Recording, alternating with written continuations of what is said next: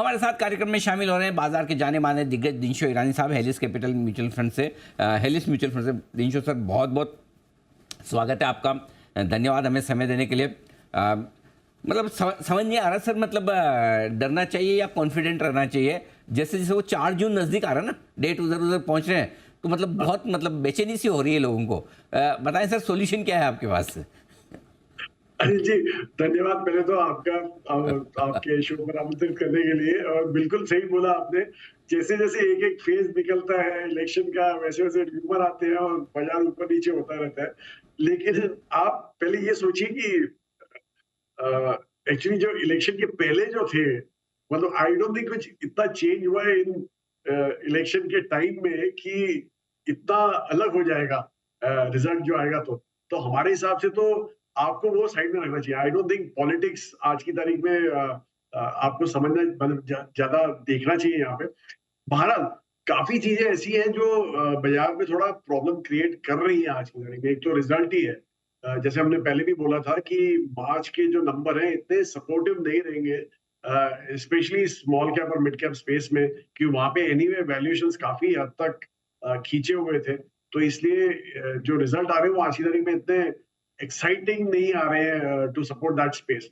तो वो एक है जो एरिया आपको थोड़ा वोलेटिलिटी रहेगा। और दूसरा, जैसे आपने भी देखा है कि ये 1.5 महीने का जो पीरियड है अपना इलेक्शन का, उसमें काफी उतार चढ़ाव हो रहे हैं बाजार में। लेकिन आई थिंक वो एक बार 4 तारीख के बाद सब सेटल हो जाएगा, 4 जून के बाद। तो hopefully some stability will come in उस समय। जो लेकिन तीसरा जो है, जो बड़ा वाला है, वो है हमारा बजट।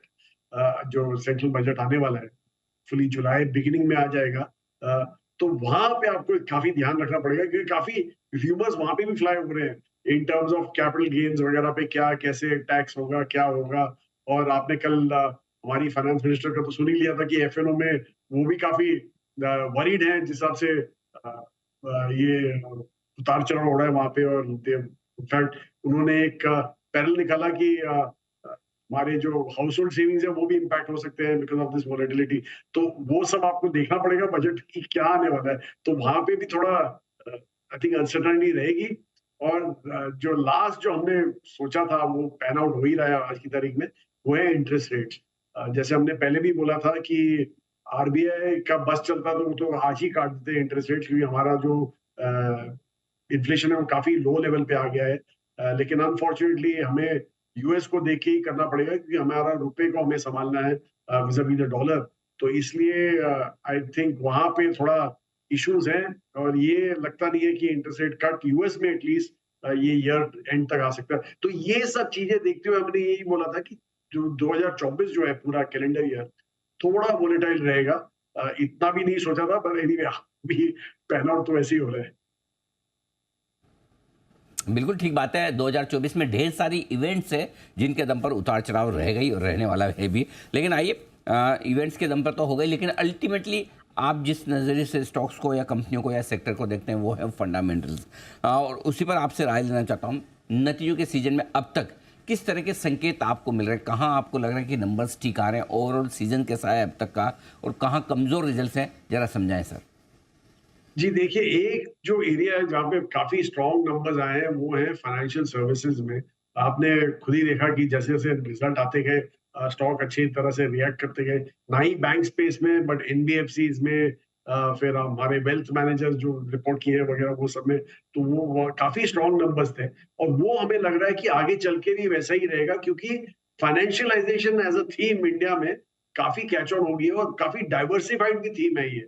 तो इसी को मद्देनजर रखते हुए हमने एक एक्चुअली हमारी तरफ से हम एक नया फंड लाने वाले हैं, which is financial services fund. क्योंकि हमें यही लग रहा है कि अगला जो रैली है मार्केट में वो इसी सेक्टर में होने वाला है। और वो हमें सपोर्ट भी किया है। ये क्वार्टर का नंबर देखें तो काफी सपोर्टिव है। हमारा अप्रूवल अभी आना पेंडिंग है, इसलिए I am not talking much about it. But anyway, तो वो एक था। और दूसरा जो हमने देखा जो डिसअपॉइंटिंग था दूसरी साइड पे, वो एक्चुअली एक तो कंजम्पशन स्पेस में, एफएमसीजी स्पेस में काफी डिसअपॉइंटमेंट आया। बहरहाल जो नंबर्स थे वो तो खराब थे। काफी कट्स आए हैं उनमें, अर्निंग्स में भी।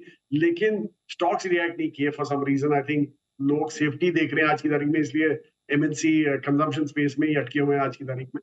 और दूसरा IT, again non supportive numbers थे, बिल्कुल भी ठीक के नहीं आए। कंज्यूमर ड्यूरेबल्स में नंबर अच्छे आए, पर वो हमने सुना है कि एक स्पेसिफिक एरिया था जो गर्मियों के रिलेटेड एरिया था, वहां पे नंबर्स अच्छे आए थे। तो इसलिए काफी मिक्स रिजल्ट्स हैं, पर बहरहाल ऐसा लग रहा है कि डिसअपॉइंटमेंट ज्यादा थे देन सरप्राइजेस, पॉजिटिव सरप्राइजेस। तो ये है आपके लिए। लेकिन आप कह रहे हैं कि आप फाइनेंशियल सर्विसेज सेक्टर से रिलेटेड एक फंड लॉन्च करना चाहते हैं। जरा इसी पर एक बार मैं आपसे पूछना चाहता हूँ सर, कब तक लॉन्च कर रहे हैं और इस वक्त ये लॉन्च करने के पीछे ऑब्जेक्टिव्स क्या है, जरा ये भी समझाइए।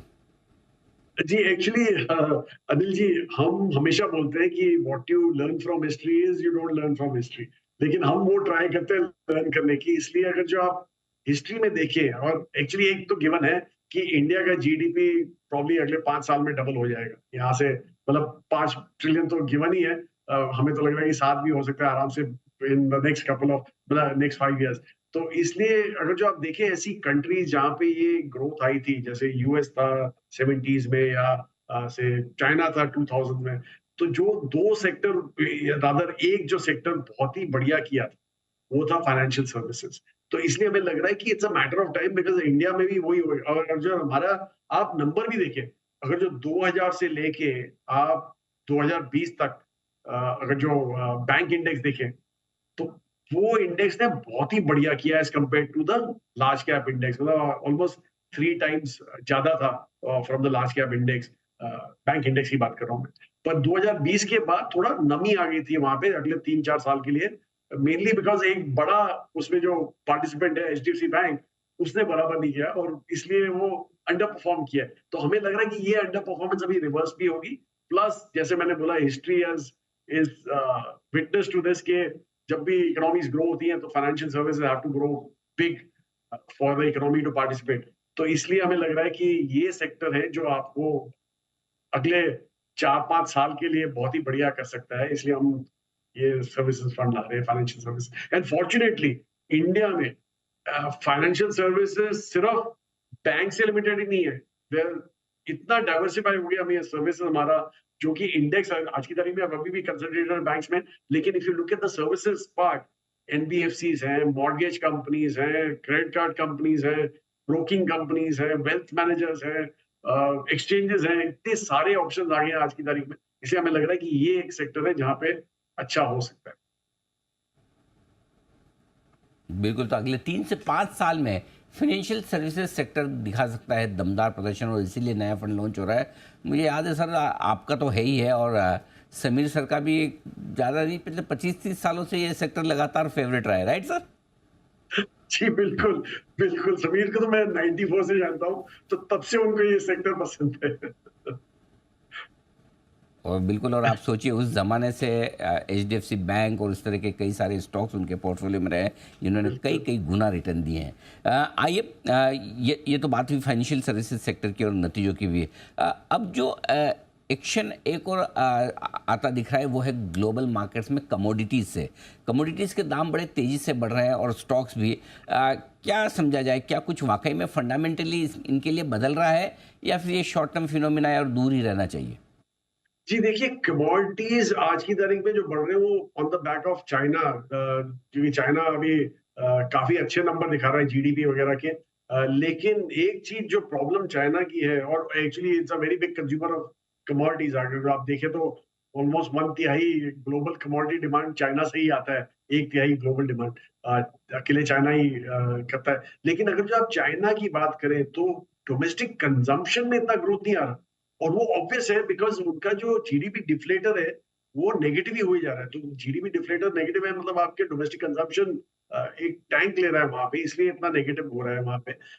लेकिन वो अपना जो ग्रोथ दिखा रहे हैं वो दिखा रहे हैं from supplying to global markets.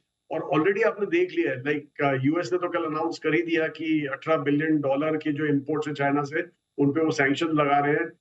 EV vehicles पे तो ऑलमोस्ट 100% कर दिया, 25% का जो इम्पोर्ट ड्यूटी था वो 100% कर दिया उन्होंने इम्पोर्ट ड्यूटी।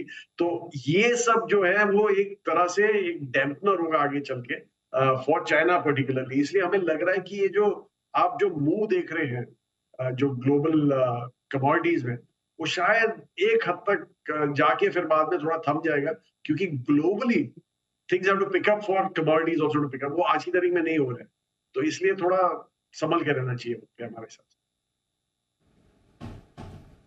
ओके, तो ये आपके लिए राय आती हुई कमोडिटीज़ पर। दिनशु सर, बहुत बहुत धन्यवाद आपका, आपने समय दिया और विस्तार से हमारे दर्शकों को बाजार के डायरेक्शन के बारे में अपनी राय भी दी। Thank you so much sir. धन्यवाद।